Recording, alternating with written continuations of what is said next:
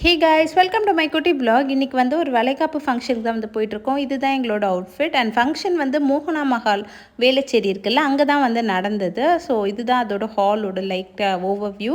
And stage டெக்கரேஷனும் சூப்பராக இருந்தது. ரியல் ஃப்ளவர்ஸில் வந்து பண்ணியிருந்தாங்க.